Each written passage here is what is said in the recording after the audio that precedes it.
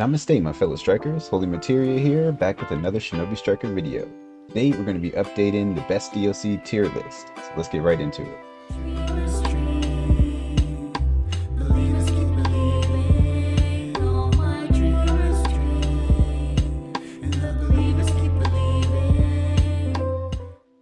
Okay, so I was planning on waiting until the end of season 4 to make this video and just like redoing the whole thing. But today I'm just going to update it with the 3 new DLC that's come out for season 4 because they've kind of shaken things up a lot more than I anticipated. But once season 4 is over, I'll do a whole new list. But you can check out this old video to see like why the rankings are the way they are so far, and then we'll look at how the new DLC has shaken things up. So yeah, this is the list that I had for the last DLC video after season 3 ended. So yeah, I thought this was alright. It's a decent list, but things are different now. So let's look at how the new DLC have changed things. So first, let's take a look at Sakura, the War Arc Sakura DLC. So this is one of the most lackluster DLC that's come out in Shinobi Striker. When it first came out, it was bad. It's still bad. I don't know if it's the worst DLC, but it's one of the worst DLC that's come out. She hasn't changed any kind of meta. She hasn't really made any differences in the game. So yeah, they just buffed one of her moves, her hard light move, but it's still, she's just not good. So we're gonna put her in C for sure. Maybe at the very bottom. Yeah, the Sakura DLC was just bad, and they haven't really done anything to make it any better. But she's not the one who's shaking stuff up. So let's look at Nagato next. So he was the next one to come out after Sakura. Now Nagato, I would say, is like one of the most unique DLC that's ever come out. If we were just talking about straight up uniqueness, I'd put him at the very top, like SS even. But as far as like how he's changed the meta and like how often you see his moves and how good he is, I would say he's like a good A tier DLC. His Chikishodo is really good, that summon, because you can do a bunch of stuff with it. Like there's crazy combos you can do because it gives your ninjutsu a buff. So like that with something like Majestic Destroyer Flame just destroys people. You can also use it to sneak around, like with the flag. There's a new flag running build with him. Actually, yeah, you know what? I'll actually put him higher on A tier. Yeah, I'd say that he's one of the best range type DLC, but definitely not better than Sasuke.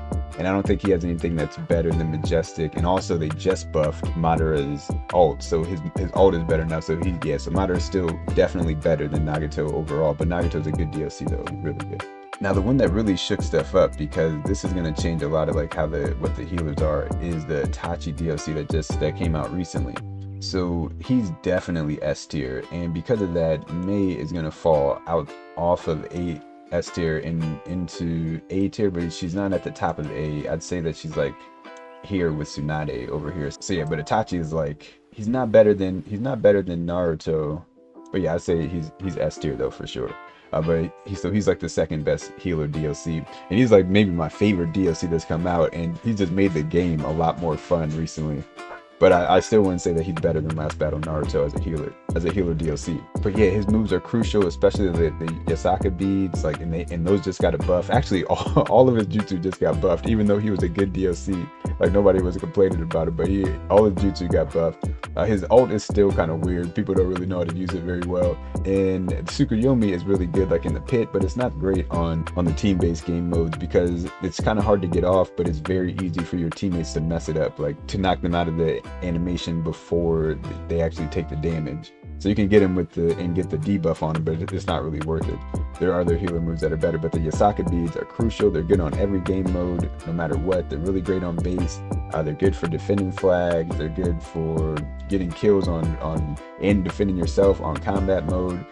Because of the way they buffed it, now it like knocks people up, so it can like knock people away from the base and then combo into the next attack. So yeah, that move alone makes him one of the best healer DLC, and then his ult is decent, and the Tsukuyomi is good too, and it's one of the most unique moves in the game. So yeah, Itachi is definitely S tier. But what's another thing that's changed with this new patch is the buff to Boruto's ultimate. So this is something that I don't think will last very long, but right now, because of Boruto's ult, this dude is like triple S tier right now. He's like the best thing in the game because you could get his ult back like 8 times in a match. Like people are getting his ult 7-8 times in the match because it's like a glitch. Like he's supposed to siphon the ult charge from his opponents, And so like depending on how many people are inside his ult, he can take their ult and get and recharge his. But right now you can just use it and it recharges it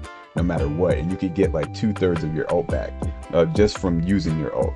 So people are just spamming it and going crazy with it, but I think that'll get patched like soon, hopefully, because they really need like an emergency patch for that because it's so crazy. So once he gets patched and he's like down or like back to normal sort of, he'll be like, I'll say he's like a little bit higher on in the A tier than he was before. And then some people complained about where I put Ino on this list. She's like mid B. If you don't like to cheat. If you like to cheat, she's S tier because her ult is so meta that she's like a really good. She's really good to have now because people like to spam her ult or double cast her ult and like so everybody's using it. But if you don't like to cheat, then she's just like a B tier character. But she's higher on B than I had her. I'll put her here. So yeah, season 3 has really changed things up. Sakura's the only one that's really bad. The other 2 have been good so far. So we'll see what the next one is, and then we'll see like the last attack DLC first for the 5th DLC. But yeah, that's all I got for this one. Let me know what you guys think of the list. I'll see you guys in the next one. Everybody stay safe out there. Peace and love.